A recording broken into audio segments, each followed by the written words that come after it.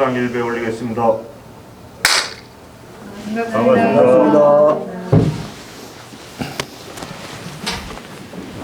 다 일하신다고? 저거 켜야 돼? 예. 예. 두 개 들어오면 되죠? 자, 오늘 또 선문정로 성철 스님 가르침에 대해서 함께 생각해보는 시간을 갖도록 하겠습니다. 지난 시간까지 우리가 사중득활이라는 굉장히 의미 있는 장을 이제 공부를 했는데, 뭐 기억을 하시겠지만 434페이지를 한번 따로 열어보시면, 그렇다면 죽었다가 다시 살아난 때는 어떤가 하고 성철 스님이 자문하시고, 그런 뒤에 초는 30이요 중은 9요 하는 7이라 하고 자답을 하셨어요. 그래서 이제 이것이 제가 소위 뜻이 통하지 않는 언어 도단의 자리로 이 장을 결론 짓고 있다고 설명했고, 성철 스님은 이것을 분명히 알면 모든 법문을 빠짐없이 알 것이라고 이제 스스로 설명을 했어요. 뒤에 군소리로. 우리는 모두 아신 거지요. 이게 무슨 뜻인지 아신 거지요. 그러니 질문을 안 하셨지. 질문하셔야죠. 모르셨으면. 어떤 분이 우리 교무실에 전화를 해서 우리 강의를 듣는 분은 아니고 이제 유튜브 강의를 들으시는 우리 신도님이신데 이게 무슨 뜻입니까? 라고 물었다는 거예요. 그러니까 이제 오늘 제가 그 질문을 이제 김명호 교수님을 통해서 전달받았으니 여러분에게 이제 두 가지 방식으로 이걸 말씀을 드릴까 싶어요. 하나는 정식 정답이 있고요. 다른 하나는 비공식 정답이 있습니다. 비공식은 카메라 앞에서 말 못합니다. 왜냐하면 이제 그것은 성철 스님이 절대적으로 반대한 바, 공안을 혹은 선문답을 해석하는 일이기 때문에 그렇습니다. 그러니까 사실 상당히 많은 선문답은, 거의 대부분 선문답은 문화적 맥락을 가지고 설명할 수 있습니다. 근데 이제 이것이 지향하는 바를 가지고 말하자면 그렇게 설명 못 드리므로 나중에 쉬는 시간에 카메라가 꺼지면 설명을 할지 말지 그때 가서 말씀을 드리고, 정말 이제 이것이 지향하는, 이것이 손가락이잖아요. 그럼 이것이 가리키는, 이 손가락이 가리키는 다리, 이걸 이제 선문에서는 바로 가리켜서 그 답이 떨어지는 자리, 그 자리가 어디인지에 대한 얘기를 좀 해드릴까 싶습니다. 그 전에 얘기를 두 개를 하나 해드릴까 싶어요. 하나는 이제 무착 스님이라는 이제 수행자와, 무착 스님이 이제 문수보살 뺨을 때린 그 스님입니다. 그런데 그 수행자와 이제 문수보살의 화신인 한 노인과의 대화가 선문에 굉장히 유명한데 그 얘기를 해드리죠. 무착 스님이 남방에서 공부를 하다가 이제 오대산을 찾아갔어요. 근데 한 노인을 만났습니다. 어디서 오십니까? 남방에서 옵니다. 남방의 수행 풍토는 어떻습니까? 그러자 이제 수행의 풍토가 다 사그러들어서 계율조차 제대로 지키는 사람이 없는 상황입니다. 수행자는 얼마쯤 됩니까? 우리 얼마 안 됐는데 전부 지금 포장하고 계시지만 수행자는 얼마나 됩니까? 300명 될 때도 있고 500명 될 때도 있습니다. 뭐 보통 한 스님의 회상에 1000명씩 모이고 2000명씩 모이던 시절이니 이제 불법이 많이 쇠퇴했다는 그런 뜻이 됩니다. 그러면서 이제 무착 스님 물어요. 이 노인네한테, 문수보살입니다. 그러면 이곳의 불법은 어떻습니까? 그러자 성인과 범부가 섞여 지내고 용과 호랑이가 함께 섞여 지내는 그런 판국일세. 수행자는 얼마나 됩니까? 이 말을 하려고요. 앞에도 33이요 뒤에도 33입니다. 이렇게 써요. 이게 그 유명한 전 33, 후 33의 이야기입니다. 대체적으로 뭐 33은 곱하기 9니까 뭐 9라고 해도 33은 9라고 해도 답은 없습니다. 그러자 이제 무착 스님이 우리처럼 궁금한 겁니다. 그래가지고 노인한테는 못 묻고 동자를 슬쩍 잡고 전삼삼 후삼삼이라고 하셨는데 도대체 몇 명이라는 뜻입니까? 하고 물은 거예요. 그러자 동자가 이렇게 얘기합니다. 스님, 예, 몇 명입니까? 이렇게 물었어. 스님, 이 동자가 왜 대답을 안 하고 스님, 예, 몇 명입니까? 무착스님이 여기서 이제 눈을 떴는데 무엇을 떴을지 이제 생각을 한번 해볼 수 있는 거잖아요. 모든 선의 용어는 알아들을 수 있는 용어든 못 알아들을 수 있는 용어든 달을 가리키는 손가락이잖아요. 그럼 이 소위 스님, 예, 몇 명입니까? 라고 물었을 때 그 스님, 예, 몇 명입니까? 하고 달을 가리키는 손가락을 만들어냈는데 달은 어디에 있느냐 이 말입니다. 달은 몇 명에 있지 않다는 건 분명해요. 그죠? 이곳에 몇 명이라는 것은 우리가 논리적으로 묻고 대답하는 의미가 살아나는 자리이므로 생멸법입니다. 이 자리에 답이 있지 않다는 뜻이에요. 그러면 답은 어디 있냐면 이곳의 수행자는 몇 명입니까? 물었고 동자가 스님 하니까 대답했고 몇 명입니까? 하고 되물었을 때 도대체 몇 명이지 하고 생각이 일어났단 말입니다. 근데 그렇게 의문이 질문이 일어나고 답변이 일어나고 생각이 일어난 그 자리가 있을 거 아니에요. 그 자리가 있을 거 아닙니까? 네 하는 자리가 일어난 자리가 있잖아요. 말하자면 비유하자면 바다에서 네 하는 파도가 일어났는데 네 하는 파도가 일어난 바다 자리가 있을 거 아닙니까? 그 바다의 자리를 돌이켜 보도록 하는 그걸 우리는 자성이라고 부르고 그리고 불성이라고 부르고 본래 바탕이라고 부르고 심지라고 부르고 본래 면목이라고 부르는 그 자리, 그 자리를 돌이켜서 비춰볼 수 있도록 하는 그 몇 명이라는 외적 상황에 눈길을 쏠리지 않고 쫓아다니지 아니하고 쫓아다니는 눈길을 돌려서 몇 명입니까? 하고 묻는 질문이 일어나는 이 마음 바탕자리를 돌려서 이게 여기서 일어나는구나 라고 알아차리는 일이 있는 것을 가리켜 눈치챘다고 얘기하는 겁니다. 이게 이제 아마도 제가 이 말이 굉장히 쉬운 말인데 모든 선의 이 용어는 달을 가리키는 손가락이고 달을 가리키는 손가락이 가리키는 달이라는 것은 그 손가락이 가리키는 달이라는 것은 매 순간 우리 눈앞에 역력하게 드러나 있는 마음의 자성자리, 본래 면목 어떻게 나타나 있나요? 이렇게 손을 들면 이 모양으로 우리는 자성을 확인합니다. 마치 우리가 당신 눈 보입니까? 하고서 여기서 이렇게 들면 볼펜, 이건 눈을 증명하는 거거든요. 볼펜을 증명하는 게 아닙니다. 당신은 눈이 보이십니까? 하고 이걸 들어서 말해보세요 했을 때 볼펜 했잖아요. 분명히 말은 볼펜이라고 했는데 보여준 건 뭐냐면 내 눈을 보여줬다고요. 그렇지 않습니까? 그죠? 지금 이 문답, 그러니까 선의 문답이 가리키는 바가 그렇다고요. 그래서 주먹을 들여서 자 이걸 보세요 라고 했을 때 저 스님이 왜 주먹을 들었을까? 주먹에 있지 않다 이 말입니다. 왜 주먹을, 그리고 이 스님의 마음에도 있지 않아요. 왜 주먹을 들었을까 하고 의문이 일어나는 그 자리. 저 스님 웃기고 있네 라고 앞에 설법자를 비판하는 그 자리. 그것이 일어난 첫 출발점이 있을 거 아닙니까? 그 자리를 보도록 하기 위한 모든 손가락들이다. 이런 얘기죠. 이게 얼마나 보편적으로 퍼져 있는 어법이냐면 이건 여러분도 이제 제가 여러 번 말씀드려서 익숙해지셨을 것 같습니다. 소위 불법 재상이라고 불리는 이 배휴라는 분이 있었어요. 그런데 원래 이 배휴가 샴쌍둥이였습니다. 등이 붙어서 형제가 태어났어요. 그 동생이 배탁이고 이제 형이 배휴였거든요. 둘 다 살았어. 등을 잘라냈는데 둘 다 살았어. 살집이 좀 많은 사람이 배휴고 살집이 좀 적은 사람이 배탁입니다. 그 둘 다 살았는데 이제 배휴가 정말 마음 쓰는 걸 잘해서 자기 운명을 바꾸고 마침내 이제 재상이 되는 벼슬길에 접어들어요. 그 얘기는 우선 생략하지요.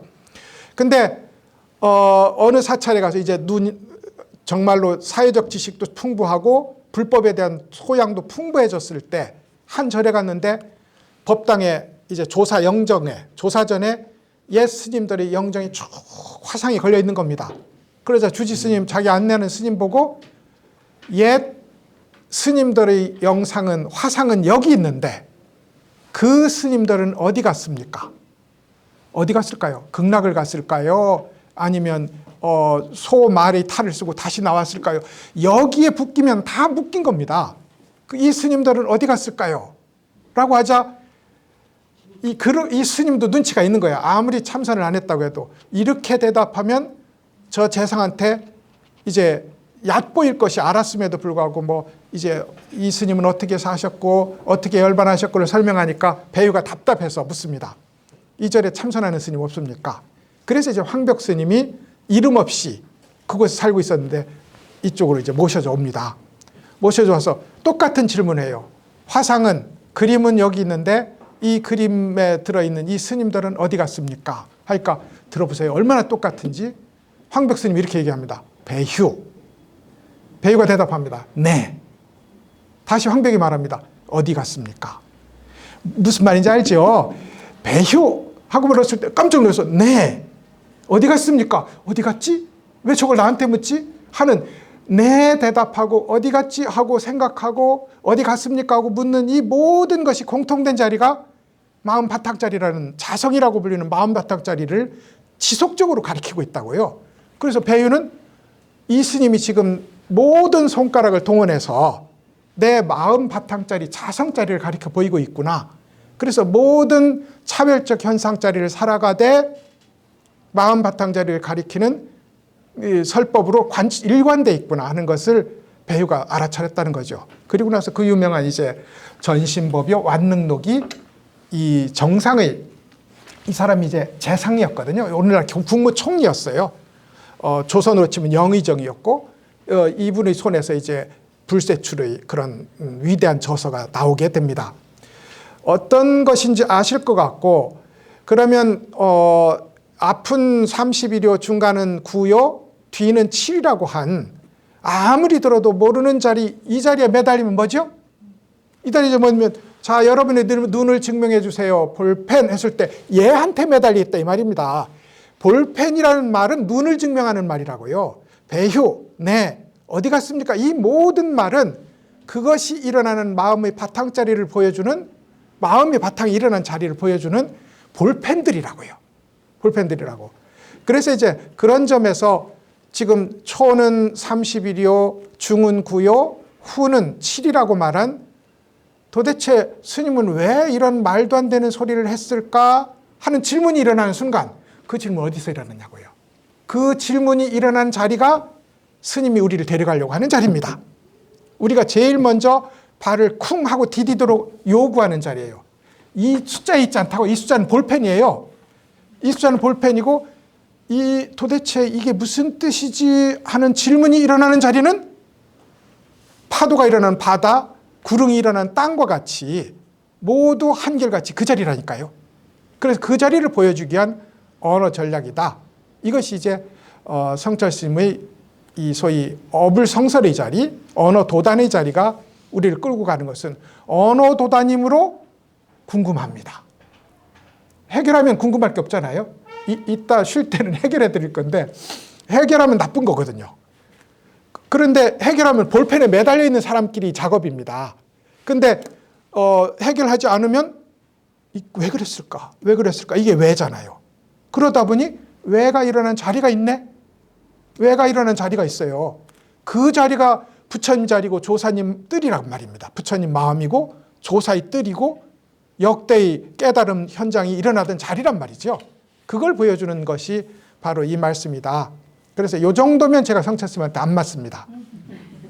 이 정도 말을 하면 두드려 맞지는 않습니다. 근데 이제 더 하면 이제 참선하는 사람한테 별로 좋은 소리 못 듣는 얘기가 나올 거라고요. 보세요. 맑은 우유잔을, 맑은 유리잔을 한번 상상해 보시죠. 기왕이면 크리스탈로 하실까요? 그래서 이제 크리스탈 잔이 여기 하나 있습니다. 우유를 붓어요. 뭡니까? 우리는 우유지요. 커피를 부었어요. 뭡니까? 커피지요. 포도주를 부었어요. 포도주지요. 근데 이걸 다 따라놓고 이렇게 놓고 뭡니까? 유리잔이잖아요. 우유, 커피, 포도주로 무수하게 이름은 바뀌었지만 크리스탈 우유잔은 한 번도 변함이 없이 한결같이 그 자리에 있었어요. 우리 자성을 마치 비유하자면 우리 속에 담겨 있어서 혹은 이름으로는 교수다, 혹은 이름으로는 불자다, 혹은 이름으로는 누구의 어머니다, 무수하게 우유, 커피, 포도주로 바뀌어가지만 그 다양한 사건들을, 그 다양한 모양들을 담고 있는, 파도들을 담고 있는 크리스탈 유리잔은 처음부터 끝까지 변한 일이 없다니까요. 우리 공부는 이 한결같이 모든 것을 담아서 이름이 바뀌어가고 있지만 궁극적으로 한결같은 그 자성의 발을 한 번 쿡 디디는 일, 이 일을 공부의 출발로 삼는다. 이게 이제 그 보살님인지는 모르겠습니다. 그 보살님이 질문한 것에 대한 저희 답변일 것 같고, 유튜브로도 보시다가 저렇게 질문하셨는데 여기서 열심히 듣고 왜 질문을 안 하셨냐고요. 질문해야 마땅하고, 그리고 그 질문이 일어나는 자리를 보도록 성철 스님이 요구한 것이다. 근데 묘하지요? 제 얘기를 들어도 또 여기서는 알만하다가 또 문 밖에 나가면 모릅니다. 왜냐하면 내게 아니니까요. 그런데 왜 스님은 이런 말을 했지? 왜? 도대체 30일 9, 7이 뭘까? 아무리 해도 의미화되지 않는데 뭘까? 왜가 반복되는 순간 우리 다른 잡념들이 다 먹혀버립니다. 다른 기타 잡념들이 왜에 먹혀? 이 질문이 진지하다면. 그래서 왜 먹히다 보면 나중에 왜 하나만 남다가 어느 순간에, 어느 순간은 가다가 문지방에 발을 찔 때쯤에 왜조차 사라집니다. 왜가 사라지면 천지자연 완사만물이 모두 우리가 그토록 찾던 크리스탄 술잔이에요. 만사만물이에요. 따로 있지 않단 말입니다. 우리가 그토록 찾던 자성이고 그토록 확인하고자 했던 본래 마음자리라고요. 마음 땅이라고요. 그런 의미에서 이제 왜가 갖고 있는 힘에 대해서 10분, 기능적 힘에 대해서 우리는 10분 믿는 것이 우리 공부법이다. 왜가 간절하지 않으시니 지금 당장 볼 수 있는 걸 못 본다. 그러면 왜라도 하자. 그러면 어느 순간에 이것이 간절함으로 이어지게 돼 있다. 이게 이 간화선법의 큰 특징이라고 할 수 있습니다. 오늘 설명을 이렇게 이제 드렸군요. 성철스님한테 혼나는 설명은 나중에 할 수 있도록 하겠습니다. 오늘은 506페이지에서 시작하는 대원경지에 대한 말씀을 함께 나눠보고자 싶습니다. 불교 공부는 부처라고 불리는, 혹은 부처 마음이라고 불리고 열애의식이라고 불리는 말하자면 이치로서의, 진리로서의 현장이 있습니다. 진리로서의, 그걸 진여라고 불러도 되고 오늘 우리는 여기서 대원경지라고 부를 겁니다. 이건 본래 있는 거예요. 본래 깨달음처럼 본래 있는 겁니다. 이것을 이치로서의 대원경지라고 부릅시다. 그러면 우리는 이치로서의 대원경지를 흉내내요. 그것을 상상하고, 대원경지니까 크고 둥근 거울이잖아요.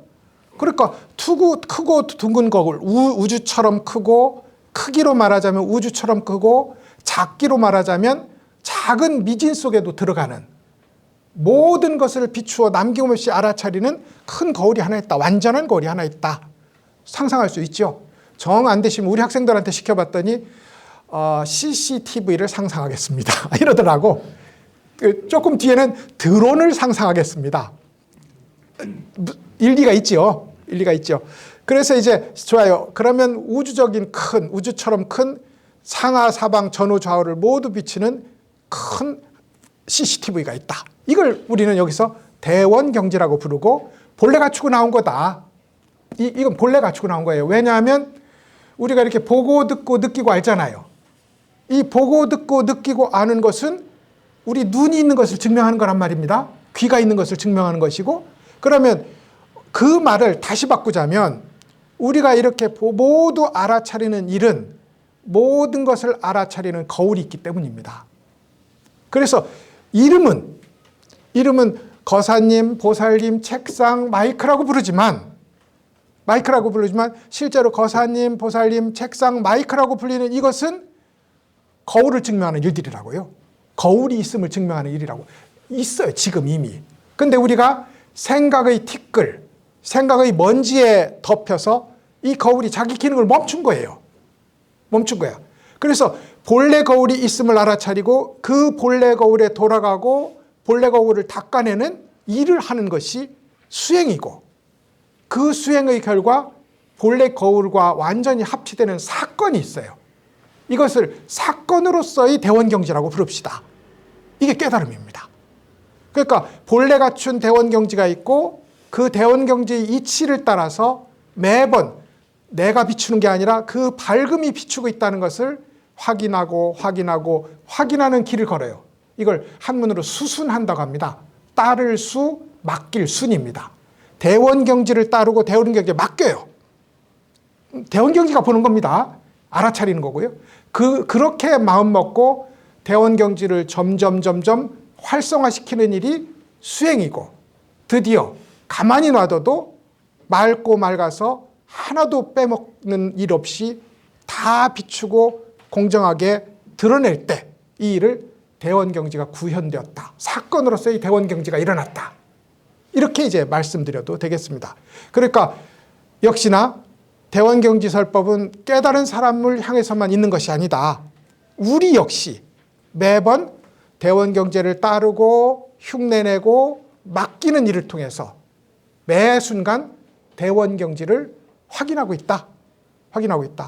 나중에 애쓰지 않아도 저절로 밝아질 때까지, 이게 수행이란 말입니다. 그래서 우리한테 의미 없는 것이 아니라 우리 수행은 대원경지, 거울 닦는 일이다. 비록 육조스님한테 신수스님이 반박을 당하긴 했지만 마음은 명경대라고요. 마음이라는 이것은 밝은 거울이 있는 큰 거울이에요. 그래서 때때로 갈고 닦아서, 털고 닦아서 먼지가 일어나지 않게 하는 일, 이것이 대원경지를 대하는 우리 자세다. 대원경지를 닦는 우리 입장이다. 이런 겁니다. 자, 이래서 이제 대원경지에 대한 개관을 말했고요. 거울 한번 생각해 보시죠. 거울은 사람이 오면 남김없이 비추고, 거울이 덕성이 있어요. 남김없이 비추고 사라졌다고 아쉬워하지 않습니다. 그런 의미에서 매번 자기 눈앞에 드러나는 이렇게 의식으로 쫓아가지 아니하고 일어나는 일을 바로바로 비추는 그런 점에서 진리와 닮아 있습니다. 깨달음과 닮아 있어요. 공자 맹자가 오고 고관 대작이 온다고 해서 거울이 갑자기 옷깃을 정연하게 정리하는 일도 없고, 거린이나 불황자가 온다고 해서 무시하는 일도 없습니다. 그래서 그것이 마치 우리가 갖고 있는 불성과 같아서 성이 된다 해서 늘어나지도 않고 범부라 해서 줄어들지 않는 그 점에 있어서 거울의 덕성은 우리 도의 진리의 특성을 드러내는데 제일 좋은 비유에 해당합니다. 거울은 또 꽃을 보면서 나비를 상상하지 않습니다. 우리는 점심밥을 먹으면서 저녁을 생각하고 지리산에 올라가서 설악산을 생각합니다. 꽃을 보면서 나비를 생각하는 거예요. 그런데 거울은 한 번도 꽃을 비추면서 나비를 생각하지 않습니다. 그런 의미에서 매번 자기가 지금 만나는 이 자리가 왜 중요한가요? 볼펜이라고 불리지만 이것이 진여를 증명하는 유일한 자리거든요. 그러니까 진여라는 최대의 손님을 맞이하는 이 볼펜, 여기에 최대의 정성을 가지고 영접을 해야 되는 이유가 있단 말입니다. 나비를 생각할 여가가 없는 거예요. 그런 의미에서 한마음 온 정성을 다해서 소위 진여라는 이 손님을 맞이하는 그 점에 있어서 마음이 분산되지 않는다. 거울이 그렇다 이거죠. 거울이. 그래서 거울은 다양한 덕성을 가지고 있습니다. 무엇보다도 붉은 것을 오면 붉게 비추고 파란 것이 오면 파랗게 비추지만 스스로 물들지 않습니다. 자기 본질은 변함이 없되 1000가지 만가지의 파도를 일으켜서 다양한 이름과 모양을 만들어냅니다. 이게 이제 인연 따라 모양을 드러내되 본질은 변함이 없는 진리의 진여의 본래 특성을 드러내는데 좋은 비유다. 그리고 그 결정판이 대원경지입니다. 소위 이 거울 비유의 결정판이 대원경지예요. 크고 둥근 우주처럼 큰 모든 것을 남김없이 비추는 밝고 고요하고 움직이지 않고 한결같은 거울이 하나 있다. 우리가 선천적으로 갖추고 있고 수행을 통해서 그 때를 벗겨내서 복원하는 일 중이다. 이런 얘기를 이제 대원경지를 가지고 우리는 이야기를 할 수 있습니다. 유식용어예요. 유식용어인데 이게 선문에 들어온 건 아마도 능가경이 유식계의 경전이거든요. 능가경은 여러분이 아시다시피 달마 스님이 우리 소위 이 동양 중국에 들어와서 최초의 선법을 펼 때 능가경에 기초해서 선을 폈어요. 능가경을 읽으면서 공부하라 이거였어요. 그래서 그 종을 능가종이라고 부릅니다. 그리고 이제 5조 홍인법사에 와서 능가경에서 금강경으로 넘어가는 그 과정에 있었고 6조 스님에서 금강경으로 이전이 완성되거든요. 그 뒤로 능가경 안 봐요. 6조 스님 이후로는. 그럼에도 선문에는 유식 용어가 많이 나오는데 그 대표적인 것이 대원경지입니다. 우리가 이제 8식이 있으니까요.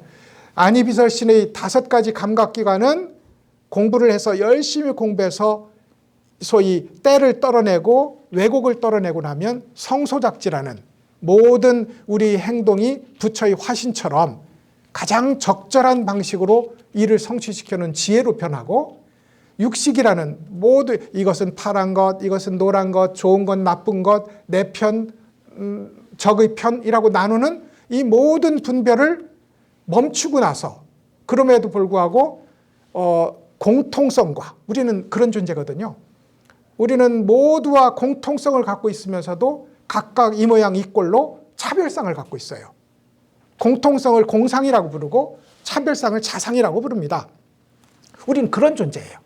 그런 존재인데 그러니까 차별상만 본다면 눈이 먼 것이고 공상을 본다면 특성을 뭉갠 건데 모두가 진여라는 공통성을 안고 있는 동일한 존재인 동시에 이런 업 저런 업의 결과를 업보를 받은 다양한 삶을 살고 있다 하는 차별적 현장을 함께 보는 일, 이걸 이제 가리켜서 묘관찰지라고 부릅니다.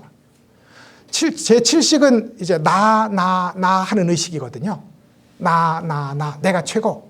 어찌됐든 그 나 하는 자아중심 의식을 내려놓고 나면 당연히 공평해지죠. 우리는 맨날 우리 편만 편들다가, 우리 편은 나한테 좋은 편이라는 뜻이거든요. 나를 내려놓으니 공정해진다고요. 그래서 평등한 지혜가 일어납니다. 그리고 마지막에 이제 우리가 알고 있는 아뢰아식이 완전히 지혜로 전환되고 나면 대원경지로의 전환이 일어난다. 그 맥락 속에서 이제 대원경지가 나오는데 성소작지, 묘관찰지, 평등성지는 별로 얘기를 안 하고요. 별로 얘기를 안 하고 대원경지는 이제 선승들의 입에서 늘 나오는 그런 용어가 됩니다. 대원경지의 배경에 대해서 이렇게 이제 설명을 드렸습니다. 설명이 좀 많이 길었고요. 한 문장 읽어보시겠습니다. 511페이지가 되겠는데요. 511페이지 한번 읽어보죠. 위산 스님이 앙산 스님에게 말하였다. 나의 선은 대원경지를 종지로 삼아 3가지의 일어남에서 벗어나는데 그것은 생각의 일어남, 모양의 일어남, 흐름의 일어남이다. 여기까지 우선 보실까요? 위산 스님은 이제 앙산 스님의 스승이잖아요. 내 선은, 내가 추구하고 내가 퍼뜨리려고 하는 선은 대원경지선이다. 대원경지선이라는 것은 깨달음의 목표도 대원경지고 실천의 내용도 대원경지다. 그러면 대원경지를 방해하는 소위 먼지는 뭐냐? 먼지는 첫째로 내 속에서 일어나는 어지러운 생각들이다. 이게 첫 번째입니다. 그 다음에 바깥에서 나를 유혹하는, 나를 뒤흔드는 다양한 바람들이다. 훌륭하십니다. 니까지 게 뭔데? 저 사람 참 좋아. 저 사람 참 이런 점은 엉망이야. 라고 다양한 방식의 나를 흔드는 바람들이 있는데 그 바람들을 가리켜서 두 번째 먼지라고 부르고 여기서는 모양의 일어남이라고 부릅니다. 이 두 가지가 우리를 일으키는 큰 바람이 두 가지예요. 그런데 한 가지는 우리가 알지도 못하는 흔들려. 우리가 알지도 못하고 있는데 늘 흔들리고 있는 그것을 미세한 흐름의 일어남이라고 불렀어요. 우리가 알지도 못하는데 흔들린다는 건 제8 아래아식은 의식의 상태에서 볼 수 없습니다. 우리가 의식의 차원을 보는 눈을 확보하고 나면 성찰습이 얘기하는 동정이려의 상태에 있다 이 말입니다. 그러면 꿈속조차, 그러면 말하자면 제7 말라식도 함께 볼 수 있는 자리가 있다 이 말이죠. 그리고 나서 지난번에 봤던 것처럼 제8 아래아식을 감지하기 시작하는 자리가 숙면 이려의 자리이고, 그리고 이제 성찰스님 말한 크게 죽은 자리라고요. 근데 이 자리를 투과해야 비로소 이 아래아식의 움직임을 다 할 수 있어요. 안 그러면 스스로는 끝없이 출렁거리고 떠내려가고 있으면서 나는 고요하다 합니다. 실제로 이건 경험해 보셨을 건데, 참선하다가 혹은 염불하다가 정말 편안하고 어떤 잡념도 어떤 혼침도 일어나지 않는 그런 자리를 비록 짧은 시간이나마 경험했을 거라고 생각합니다. 우리도 그래도 몇십 년씩 불법을 이제 믿고 따랐으니까요. 그것이 있다는 것도 알고 계실 것 같고요.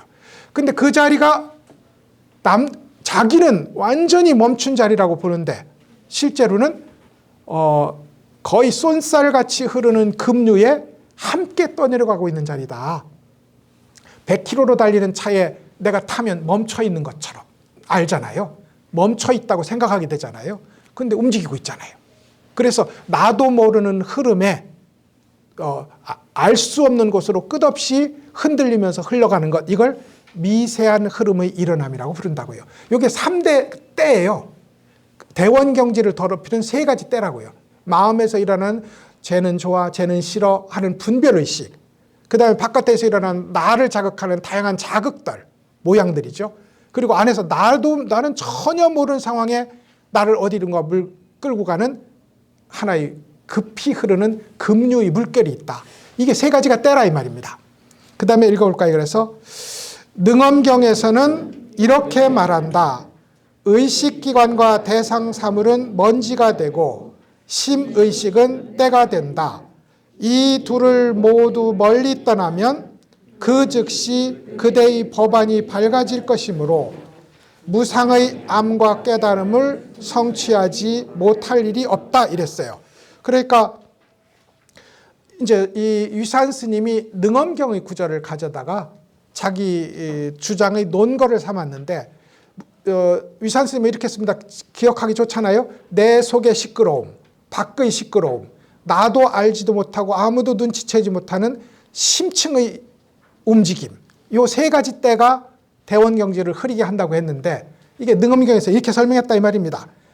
의식기관 육군이죠. 안이 비설신 의, 대상사물 색성향미 촉법, 이렇게 해서 육근과 육진이 이제 먼지가 되고, 그것을 상대하는 소위 주된 마음 요소인 심의식, 심은 8식이겠고 의는 7식이고 식은 분별 요식이라고요.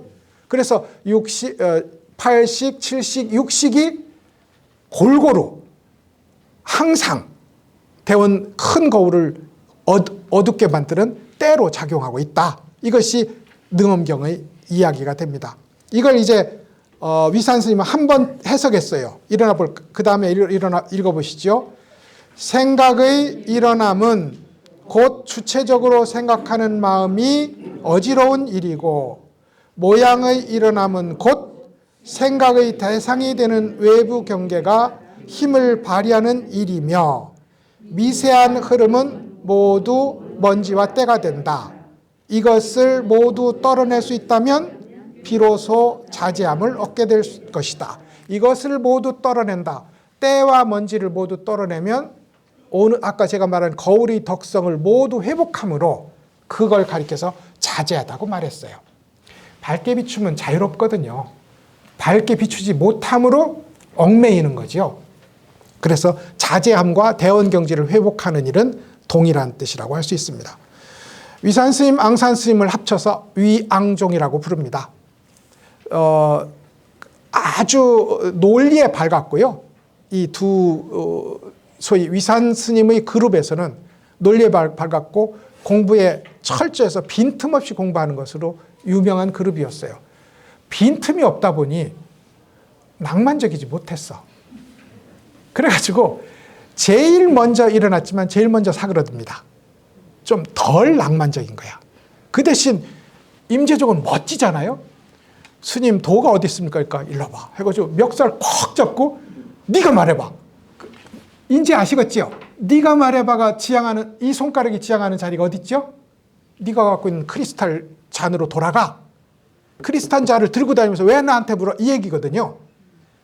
그래 멱살을 콱 잡고 네가 말해봐 하는데 갑자기 이 사람이 턱 치면서 그거였어? 하고 돌아가는 그 현장을 보는 사람들 얼마나 매력적이겠느냐고요. 그래서 임재종이 이제 그야말로 이제 천하를 뒤덮게 됩니다. 이게 이제 두 경우이고요. 이것이 이제 육조 스님의 첫 제자인, 가장 중요한 제자인 남학 회양 스님에서 일어난 두 종파입니다. 그러니까 위양종은 금방 사라지고 임재종은 지금까지도 가장 강력한 흐름으로 이 선문을 지배하고 있다. 이렇게 볼 것 같고요. 그 다음에 이제 그 육조 스님에게 청원 행사라는 또 스님이 하나 있었는데 그 스님에게서 법안종, 운문종, 조동종이 나옵니다.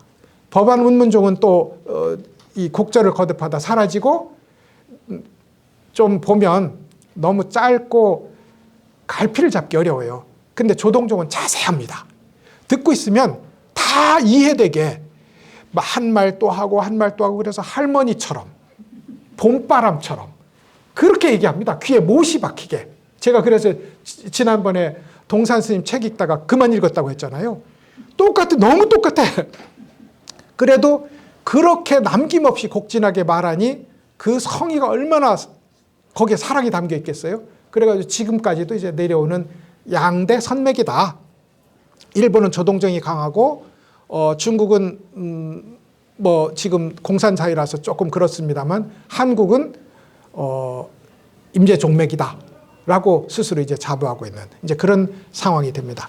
지금까지 남아있는 것이죠. 위양종에 대한 얘기를 잠깐 말씀드렸습니다.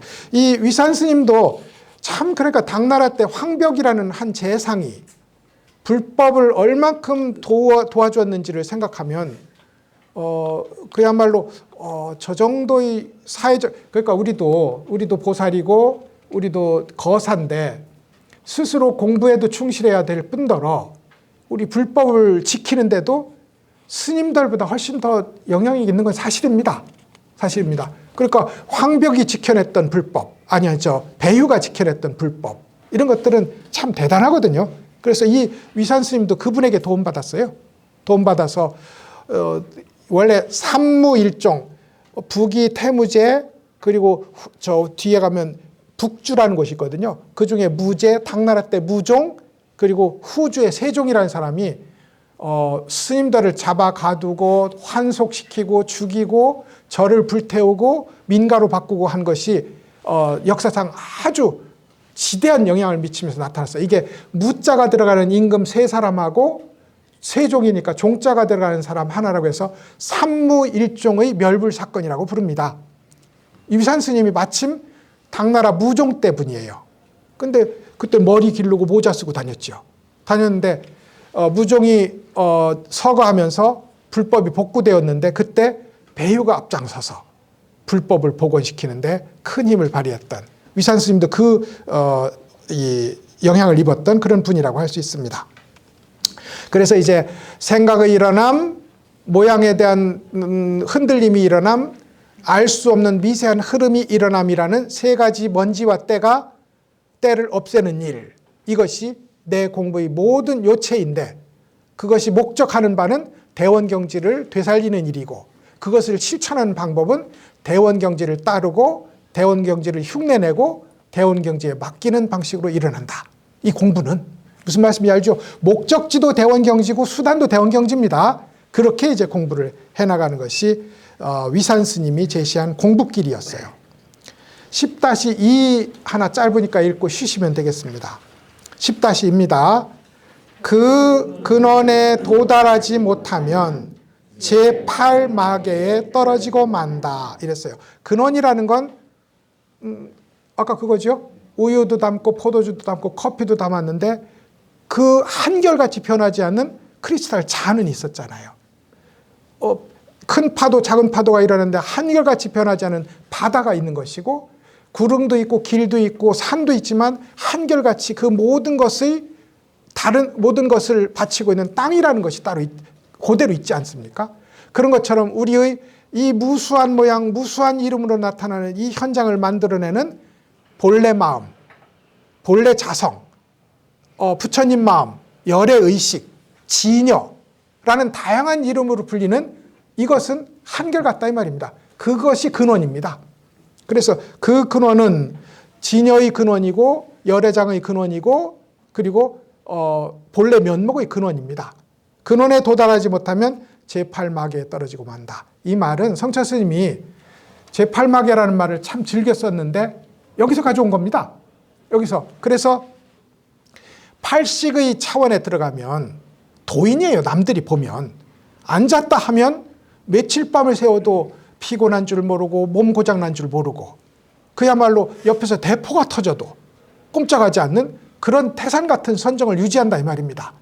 근데 밝은 알아차림이 없어요. 거울 같은 비춤이 없다고. 성철 스님이 굳이 대원경지를 들어서 이 얘기를 하려고 하는 것은 팔식은 캄캄한 동굴이고 대원경지는 캄캄한 동굴을 벗어난 뒤에 회복되는 완전한 밝음이라는 것을 강조하기 위해서 대원경지라는 설법을 이렇게 설하신 거라고 읽으시면 되겠습니다.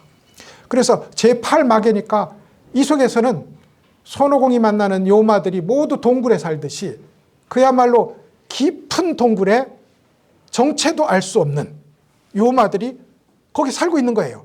거기에 바람도 안 불지 외적도 안 들어오지 참 편안한 이 자리에서 머물러 버리면 스스로 요마가 돼버린다.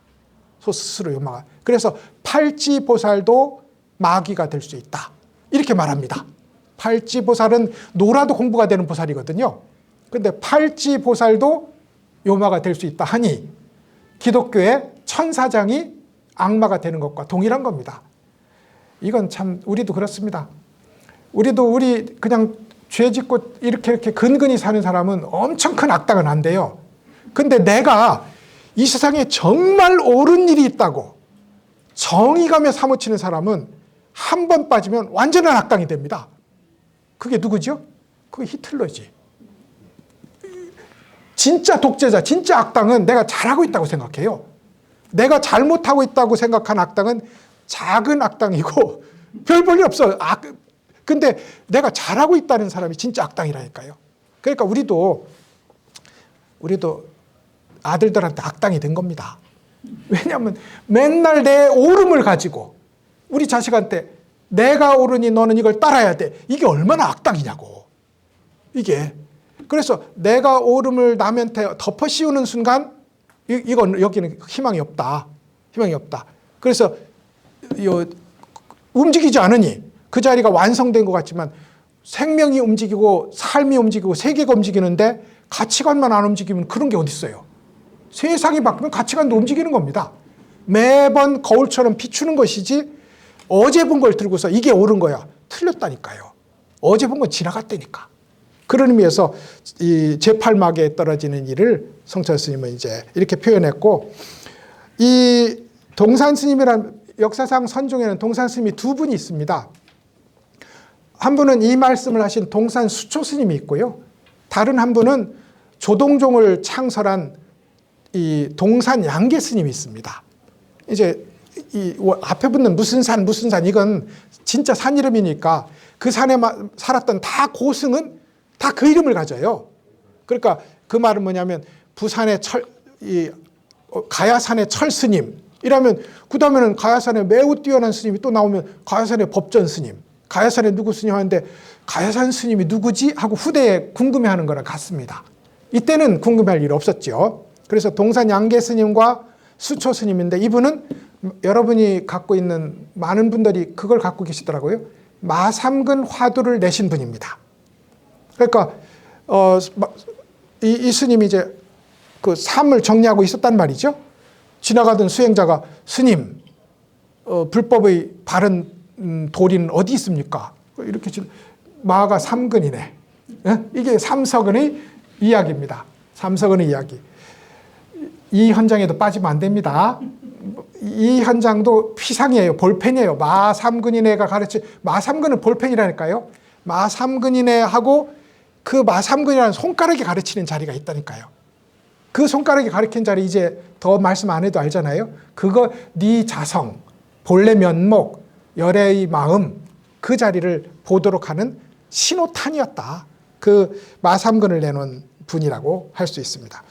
대체적으로 이 법문은 앞에 우리가 공부했던 사중득활의 장에 포함되어야 될 법문인데 여기 가져왔어요. 가져온 이유는 대원경지는 밝고 제8식 어둡다. 제8식 흑암굴이고 대원경지는 대명천지다. 이 두 개를 대비하려고 하다 보니까 이 문장을 여기다가 하나 배치하신 것이 아닐까 저는 이렇게 해석을 했습니다. 자, 여기까지 했고요. 10분 동안 또 쉬시고 다음 공부를 한번 하도록 하시죠.